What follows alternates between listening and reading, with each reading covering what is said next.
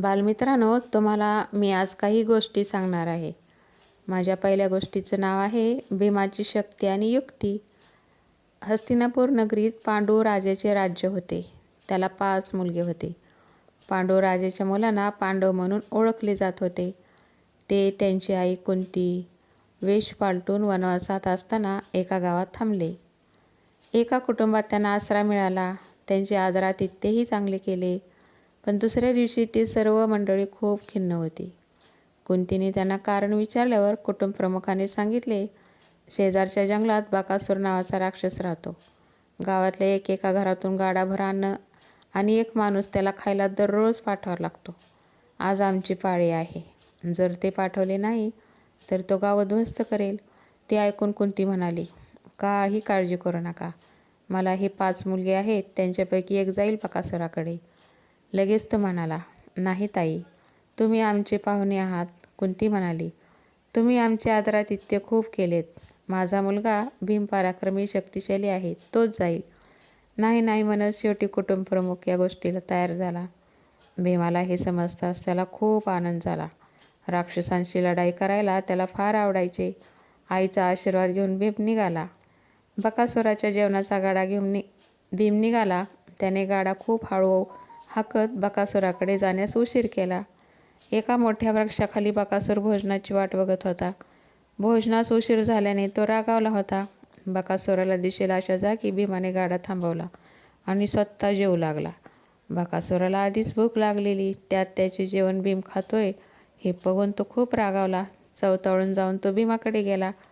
त्यानंतर भीमाच्या पाठीवर त्याने बुक्के मारले, पण भीम तसाच बसून खात होता.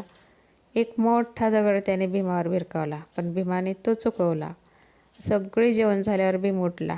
भीमाला बघून बकासुराला वाटले, हा एवढासा लहान मुलगा, हा मला काय करू शकणार? पण भीमाची ताकद त्याला माहीत नव्हती.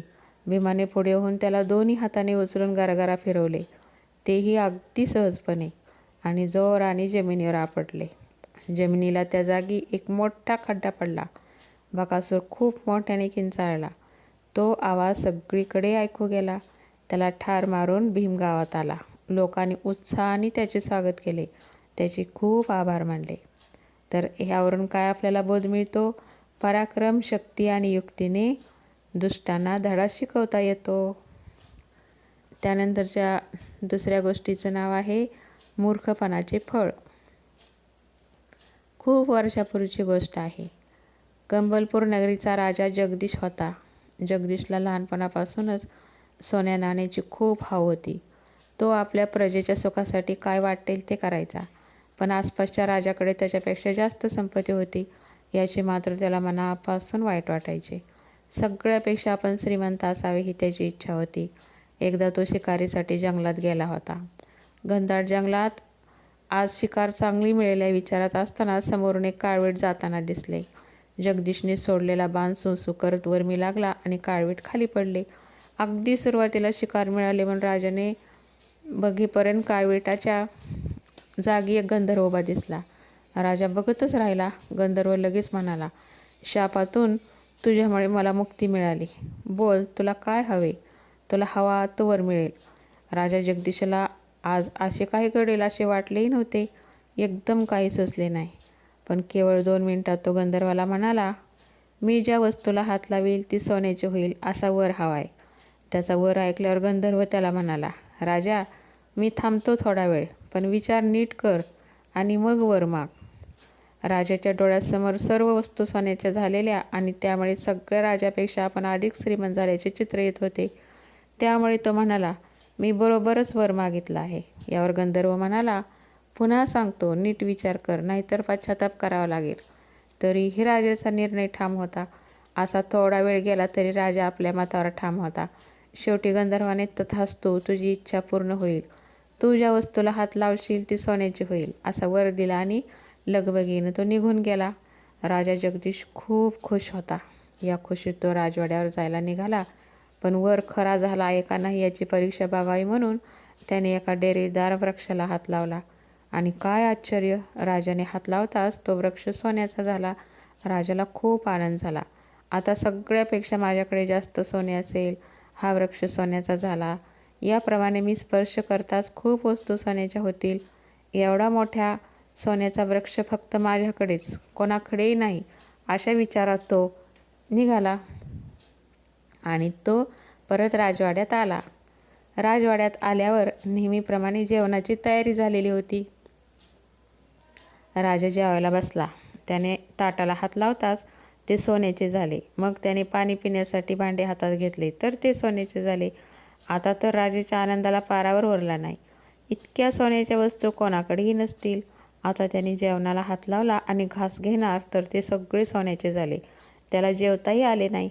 पाण्याला हात लावताच ते सुद्धा सोने झाले. त्यामुळे त्याला काहीही खाता पिता आले नाही. तो जेवणावरून उठला तेवढ्यात त्याची लाडकी कन्या तिथे आली. खूप वेळाने वडील भेटल्यामुळे तिने त्यांना मिठी मारली. साहजिकच राजाने तिला स्पर्श केला आणि क्षणात तिचे रूप पालटले. ती सोन्याची चकचकीत मूर्ती झाली. ताबडतोब राजाला गंधर्वाचे बोल आठवले. पण आता वेळ निघून गेली होती. राजाला पश्चाताप होऊन उपयोग नव्हता. राजाचा जिथे जिथे हात लागत असे त्या सर्व वस्तू सोन्याच्या होत गेल्या. ती सुवर्णनगरी झाली. पण राजाने सर्व सुख गमावले. राजाने बुद्धी घाण टाकली आणि तो दुःखी झाला. मूर्खपणाने त्याने संकट ओढवून घेतले. तर या गोष्टीवरून आपल्याला काय बोध मिळतो? अति लोभाने दुःख वाट्याला येते. त्यानंतर पुढच्या गोष्टीचं नाव आहे एकलव्याची जिद्द. घनदाट जंगलात भिल्ल लोक राहत होते. जंगलात राहत असल्यामुळे पक्षी प्राण्यांची शिकार करून उदरनिर्वाह करत असत. सगळे भिल्ल लहानपणापासून धनुर्विद्या शिकत होते. त्यांच्यामध्ये एकलव्य नावाचा तरुण भिल्ल होता. त्याला धनुर्विद्येत प्रवीण व्हायची इच्छा होती. त्याला मनापासून गोडी असल्याने याचे शिक्षण कोठे मिळेल याचा तो शोध घेत होता. त्यानुसार द्रोणाचार्य हे धनुर्विद्येचे शिक्षण देतात, म्हणजे तरबेज करतात आणि सध्या ते हस्तिनापुरात कौरव पांडवांना शिक्षण देत आहेत हे त्याला समजले. धनुर्विद्या शिकावी यासाठी तो द्रोणाचार्याकडे गेला. धीटपणाने पुढे जाऊन नमस्कार करून त्यांना म्हणाला, आचार्य, मी एकलव्य आहे. माझा शिष्य म्हणून आपण स्वीकार करावा. आपल्याकडे मला धनुर्विद्येचे शिक्षण मिळावं. द्रोणाचार्याने त्याच्याकडे पाहत विचारलं, तू कोण आहेस? एकलव्याने नम्रतेने उत्तर दिलं, मी भिल्लकुमार आहे. शेजारच्या जंगलात आमची वस्ती असून तिथून मी आलोय. अरे, मी फक्त राजकुमारांना धनुर्विद्या शिकवतो. तू राजकुमार नाहीस, तेव्हा मी तुला माझा शिष्य बनवू शकत नाही. द्रोणाचार्याचे बोलणे ऐकून एकलव्याला वाईट वाटले. त्यानेही दृढ निश्चय केला, मी तरबेज धनुर्धारी होणार आणि ती विद्या गुरु द्रोणाचार्याकडूनच घेणार. त्याने गुरु द्रोणाचार्याची मातीची मूर्ती घडवली. त्यांच्या वस्तीजवळ एक डेरेदार वडाचे झाड होते. त्याच्याभोवती पारासारखी जमीन होती. त्यावर त्या मूर्तीची स्थापना केली. हेच त्याचे गुरु द्रोणाचार्य. रोज सकाळी उठून आवरून त्या मूर्तीच्या पाया पडून तो धनुर्विद्याचा अभ्यास करायचा. गुरु आपल्याकडे लक्ष देत आहेत आणि शिकवत आहेत या भावनेने तो स्वतः अभ्यास करत होता. गुरु आपल्याला मार्गदर्शन करत आहेत, ती विद्या अचूकपणे आत्मसात करायची आहे ही त्याची भावना होती. लवकरच तो नियम बरोबर धरू लागला. रोजच्या रोज सराव केल्याने तो धनुर्विद्येत पारंगत झाला. पण तरीही आपण पारंगत झालो आहोत अशी त्याची भावना नव्हती. थोड्या दिवसांनी गुरु द्रोणाचार्य राजकुमार जंगलात शिकार करण्यासाठी आले. शिकारी कुत्राही त्यांच्याबरोबर होता. एकलव्य नेहमीप्रमाणे सराव करत होता. एकलव्याकडे बघून कुत्रा जोरजोरात भुंकायला लागला. एकलव्यानेही लगेच नेम धरला आणि बाण सोडला. बाण अचूकपणे कुत्र्याच्या तोंडावर अडकला. एका पाठोपाठ एक असे 6 बाण त्याने सोडले. त्यामुळे बाणांनी कुत्र्याचे तोंड बंद झाले. पण कुत्र्याच्या तोंडातून रक्ताचा एक थेंबही आला नव्हता. कुत्रा घाबरून मागे फिरला आणि गुरु राजकुमार होते तेथे गेला. त्याची अवस्था बघून सगळे आश्चर्यचकित झाले. बाण लागले पण रक्त आले नव्हते. गुरु द्रोणाचार्य म्हणाले, हा कोणीतरी निष्णात धनुर्धारी आहे. बाण कोणी मारला हे शोधत शोधत ते पुढे आले तर त्यांना सराव करणारा एकलव्य दिसला. गुरु द्रोणाचार्याने पुढे होऊन त्याला विचारले, आमच्या कुत्र्याचे तोंड तूच बाणाने बंद केलेस ना? एकलव्याने गुरु द्रोणाचार्यांना ओळखले. वाकून त्यांना नमस्कार करून तो म्हणाला, होय गुरुदेव. तुला ही विद्या कोणी शिकवली? काय आहे त्यांचं नाव? पुढे गुरुदेवाने विचारलं. वटवृक्षाखाली बसवलेल्या मूर्तीकडे बोट दाखवत तो म्हणाला, ते माझे गुरु आहेत. ते मला धनुर्विद्या शिकवतात. मूर्ती निरखून बघत गुरु द्रोणाचार्य म्हणाले, ही तर माझीच मूर्ती बनवली आहेस तू. एकलव्य म्हणाला, होय, मी तुम्हाला गुरु मानलं आणि मूर्तीच्या म्हणजे तुमच्या कृपेने मी विद्या शिकलो. एकलव्याचा विनय, आपल्यावरील श्रद्धा, भक्ती बघून त्यांना त्यांच्याबद्दल आदरच वाटला. पण लगेचच हा मुलगा कौरव पांडवांना मागे टाकेल हा विचार त्यांच्या मनात डोकावला. विचार करून ते एकलव्याला म्हणाले, आता तू मला गुरुदक्षिणाही द्यायला हवीस. यावर एकलव्याला आनंद झाला. उत्सुकपणे तो म्हणाला, सांगा गुरुदेवा, मी आपणास काय गुरुदक्षिणा द्यावी. द्रोणाचार्याने त्याला गुरुदक्षिणा म्हणून त्याच्या उजव्या हाताचा अंगठा मागितला.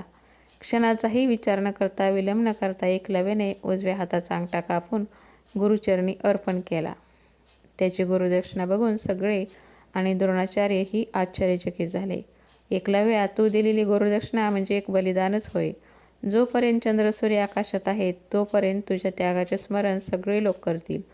तर श्रेष्ठ धनुर्धारी म्हणून तुझी जगात कीर्ती होईल, असा माझा आशीर्वाद आहे. एकलव्याने गुरूंना वंदन केले. यावरून काय बोध मिळतो? एकाग्रता, जिद्द, मेहनतीने अवघड गोष्टही साध्य होते. त्यानंतर पुढच्या गोष्टीचं नाव आहे बिरबलाचे चातुर्य. अकबर बादशाच्या दरबारात विद्वान ज्ञानी लोक होते. त्यामध्ये बिरबलही होता. पण बिरबल हजरजबाबी, चतुर होता. सर्वांमध्ये बिरबलला मानाचे स्थान होते. दरबारात सगळेजण आपल्यावर बादशाची स्वारी येत असे. त्यानुसार सगळे सरदार वगैरे आले. बिरबलही आला. त्यानंतर बादशाचे आगमन झाले. बादशाह येण्यापूर्वी बिरबलाला बादशाच्या सिंहासनावर बसण्याची इच्छा झाली. इतक्या सुरेख मऊ सिंहासनावर बसल्यावर कसे वाटले असे सारखे वाटू लागले. एक दिवस सगळे गेल्यावर तो एकटाच दरबारात होता. हीच आपल्याला संधी मिळाली सिंहासनावर बसण्याची. त्याने लगेच संधीचा फायदा घेऊन सिंहासनावर बसला. पण नेमकी त्याच वेळी एक सरदार तिथे आला. बिरबल सिंहासनावर बसलेला त्याने पाहिले. बिरबलासारखा सगळ्यामध्ये चतुर असलेला बादशाच्या सिंहासनावर बसतो हे त्याला आवडले नाही. बिरबलाला धडा शिकवण्याची संधी तो कशी सोडणार?